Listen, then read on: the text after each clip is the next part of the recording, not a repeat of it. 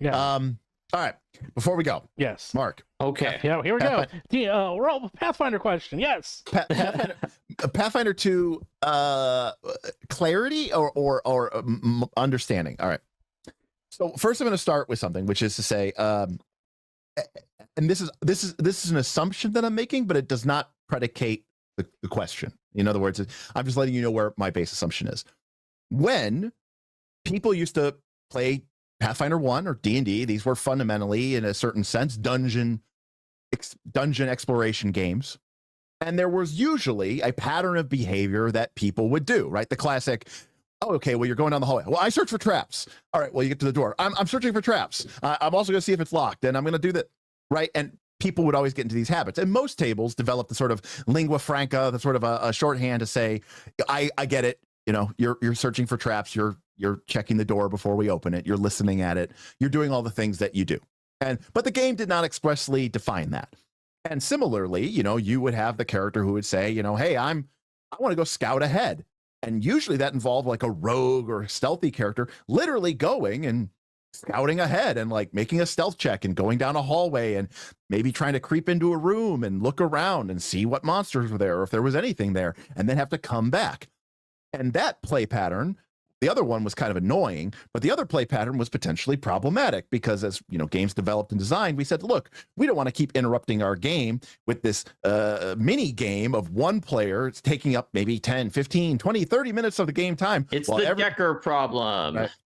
Right, where everybody else is just sitting in the background and doing nothing, and the rogue is off having his cool little rogue Metal Gear Solid scout mission. All right, so enter Pathfinder 2. Now, Pathfinder 2 introduces us to this idea of the exploration phase, and in particular, the exploration action. Now, the game is, I think people overuse this, but the game is very distinct. It says your players should describe to you in a naturalistic language what it is that they want your characters to do. But here is a way to map those concepts into mechanical terms. Defend, avoid notice, search, investigate, scout. Scout gives everyone a +1 and a bonus to initiative because ostensibly your character is scouting.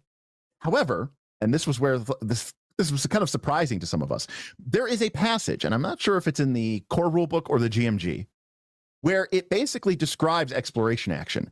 And then it gives an example of where, you know, essentially what's true in the mechanics is true in the narrative as well. They're like, for example, a character may say, describe themselves as taking the scouting action. And then as everybody's getting ready to play, you describe how they have fallen through thin ice, far away from the party, potentially out of range of their help.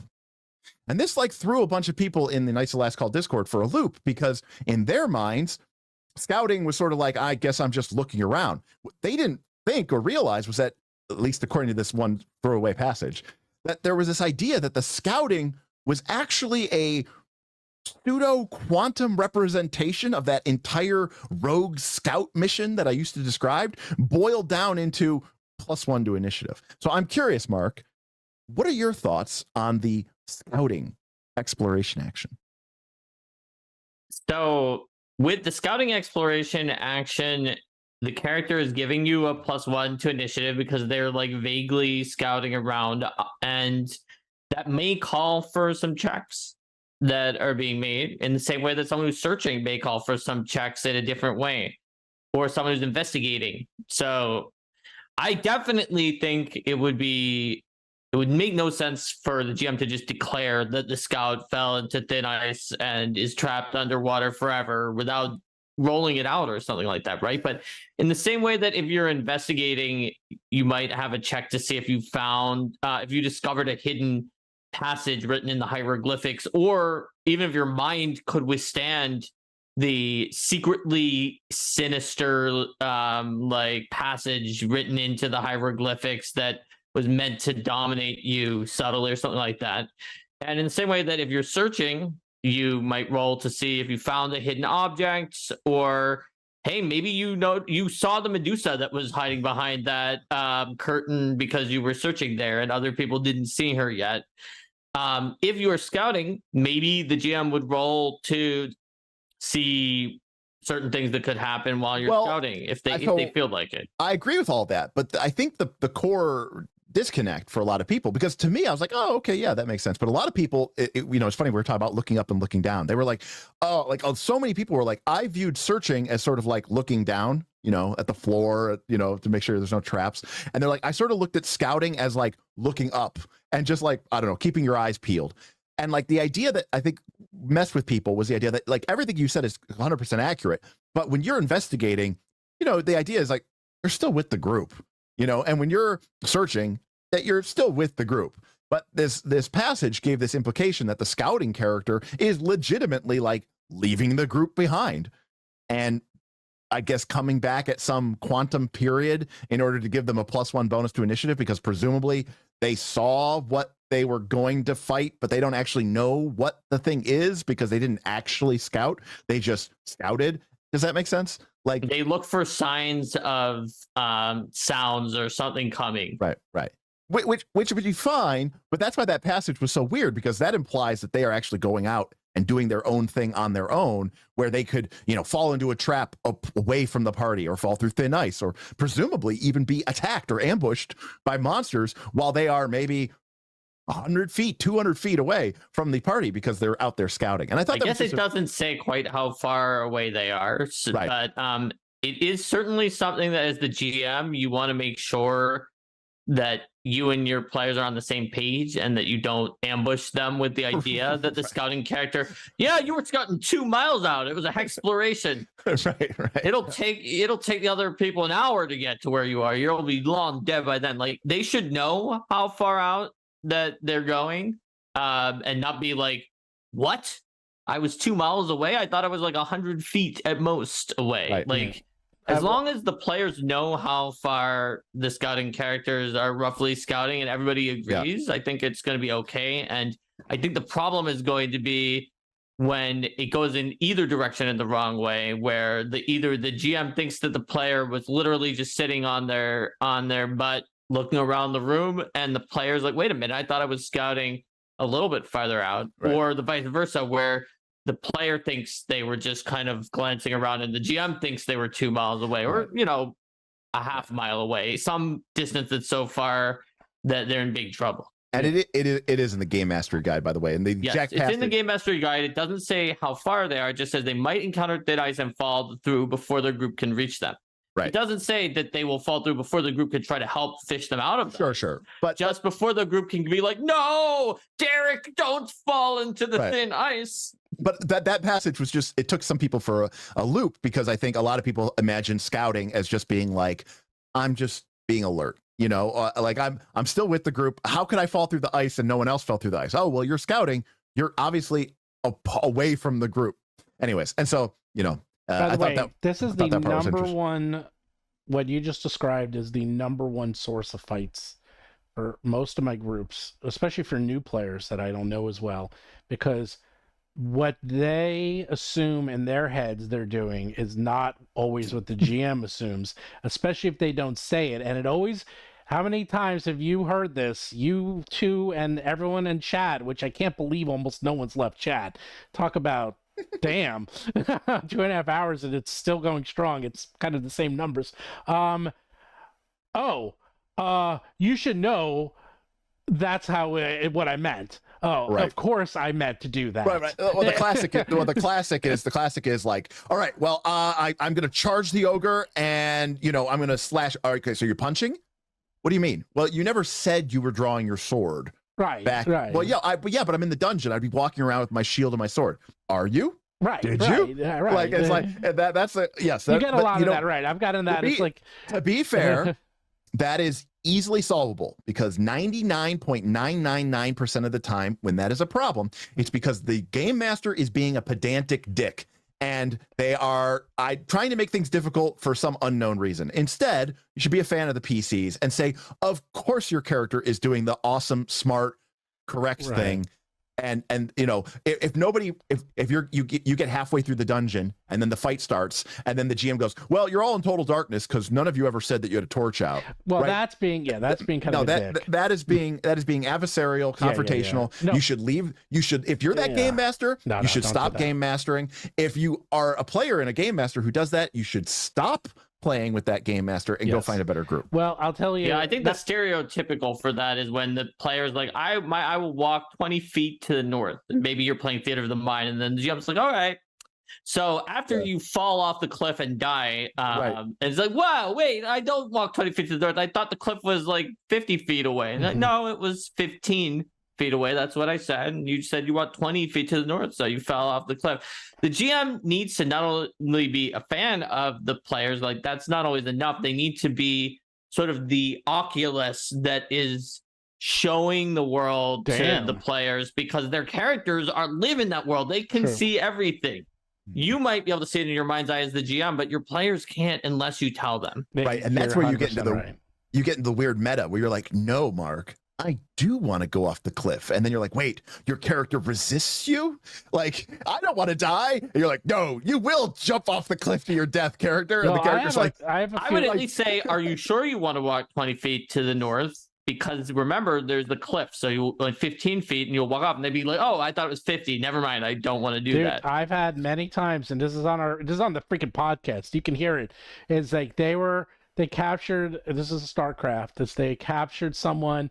They were StarCraft. We were talking about StarCraft before. Starfinder. And when they captured someone, and they were interviewing him and trying to get information, and then Chris Beamer's like, I pull out my gun and kill him. And I'm like, and the guy's like, what? And I'm like, you do it. He's dead. And I was like, and then it became this whole thing. But here's the thing. Chris Beamer, I've known this guy 35 years. If he said he did it, I know, because I played with him so long, he meant it. I didn't even have to say, are you sure? I know what he meant. And no one argued. There was no argument over whether or not he killed that guy. It was no, oh, I didn't mean to do it. It's like, no, he said he did it. I know he did it. And the rest of the party was yelling at him. They weren't yelling at me. They were yelling at him. Because why'd you do that? I could see that maybe like you make some sort of like an opposed reflex save if a character wants to try to. Well, they had the gun to his head, so it was like just pulling the trigger. No, there was no save.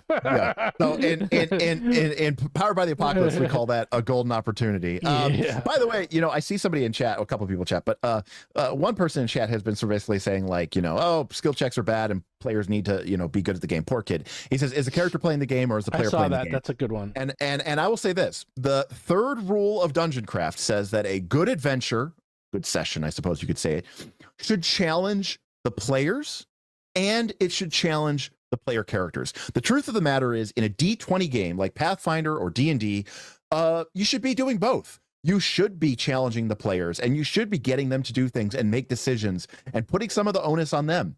But this is a game about characters and stats and feats and skills, and that is part of the game too. And you should be challenging that. Even going back to our precious AD&D, to our precious BX, to our precious 1977 version of Dungeons and Dragons. Characters still had saving throws. Characters still had ability checks. Characters still had attack rolls. And they may have been THAC0, but the fact of the matter was there were still parts of the game that tested the player character, and then there were also parts of the game that tested the player. And I think that is perfectly fine. I think that is okay. And I think when you ignore one to the detriment of the other, I think at least in the D20 space, I think you are missing some of the fun of the game. And then I think that the main question on how you challenge your players and their characters is part of the group's social contract. Yes. And it will vary from group to group. It will vary greatly from group to group. For example, Linda at one point created a puzzle that was so mathematically complicated that even she didn't understand the solution that one of the mathematicians in our group used to get to the right answer. That was like, because he had somehow mapped it onto like this weird graph theory problem. And she was like, I don't immediately understand why or how you did exactly what you just did here, but that is the correct answer to the problem. It's because she knew that everybody who was coming to that session that week really liked in-depth puzzles out of character. And that would have been an atrocious decision to make for some other groups that do not like that kind of thing. So I think that The problem is that your RPG probably shouldn't be forcing you to put things onto the players that might not be in that player's wheelhouse. For example, 100%. If your players literally are in the army, they probably know, like Steven said, all the best ways to search a room, and they may want to describe how they surround the complex and how they check each individual room based on you giving them the floor plan. They say, in that case, I'll check this corner first, sweep my gaze over to there. That's great. It's playing great. It's great for your group. That's fantastic. But if your players are not that, but their characters are, because they're adventurers, then you probably shouldn't be challenging your players to have to know the army way of sweeping the room correctly, and instead let them use a skill check. And that, even within the same game, varies from person to person and group to group. I think the problem is when a game assumes that you definitely have to force the players to do it, or that you definitely can't let the players do any of it. And a game does better when it's in the middle ground and allows the GM to decide what's right for their group. Yeah, I agree. And I think also too, Ollie said something that I completely agree with, which is, because the classic example is, should you give your players a puzzle, like a real puzzle? Yeah, right. That's why I gave that example. And another classic example is, well, no, tell me how you convince the innkeeper to let you stay here for the night. And it's like, well, I'm not a charismatic person. I don't know, but my character is, right? And it's like, you shouldn't put me in that situation. And I do agree with that to a certain extent, but I agree with Ollie, which is, as a game master, what's far more interesting to me, the player choices aren't, hey, can my player or the PC solve this puzzle? I don't really care about that. What I care about is, are you going to try to save the town, or are you going to try to stop the villain before they get away? Like, making those tough choices, that to me is far more compelling than me, throwing a puzzle on the ground and saying, Spider-Man choice. You solve it. Oh, Steven, you played with me the one time. I did. My game mastering thing is all about making people make horrible, like, Pyrrhic decisions all the time. Yeah, but then I roll natural 20s constantly, and right. And then you know what happens? It feels like a real win, because I, as a game master, constantly give my players, basically, they're both bad options, like, you're not excited about either of them. And I basically say, choose. You must choose. Yeah, but you play with me, and I'm chaotic, so I didn't care. But that is the best part about D&D, is that sometimes a character will roll the crit, or they will roll the that happened to us in our Avatar game. Remember? That happened to us. Yes, that happened to us in our Avatar game. And you know what? Then I say, you deserve it. You get both. And it feels like a real win, because it is. I wasn't going to give that to you. The classic example I always use of this is like the third Batman movie with Val Kilmer and the second Batman movie with Christian Bale. In that movie, the Riddler has his Bruce Wayne's love interest, and then he has Robin, the one with Jim Carrey, dangled up in, he's going to let them fall to their death. And he basically is like, I need to know the answer. Who are you really? Are you Batman, or are you Bruce Wayne? Right. And the way I'm going to figure that out is by dropping both of these people and see who you save. It's so compelling, but because it's a kid's comic book movie, he saves both of them, right? Because he dives down and shoots a batarang. Christopher Nolan. But not in the Christopher Nolan one. And the thing is that bothers him the most, that at the end of the movie, that he doesn't know how to deal with, is that he tried to save his love interest. He saved the wrong person. Right. And it was set up that whoever he saved had killed the other one. Right. And it's such a great, like, Joker move, where he made it so you had to pick. So there was no getting both. Right. And then he picked, and then he gave you the other one. Right. So it's like a double dagger. But my point is, like, very good. My point is, my games tend to be more like The Dark Knight rather than Batman Forever. Right, where you get to you get to save both, and everybody's happy, and you get the girl, and you say, right, Gotham is yours. But because we're playing D&D, and because it's a game, or we're playing Powered by the Apocalypse, when someone rolls that extraordinary result, miracles can happen, and that's what makes that so exciting, and that's what makes it so fun. So we'll finish up. This is the problem when it's a day before a holiday. No one works tomorrow. Yay! I mean, I'm gonna still work, but Derek's off. I'm off, and Mark's off. Not only am I off, But last week we had a tip goal, which was normally on Thursdays I stream. Oh, and I had a tip goal, which was, do I get the holiday off? No, because we're gonna do. I know you get. They reached the tip goal, and so they actually my viewers supported me, and I was like, okay, I'm taking the day off. So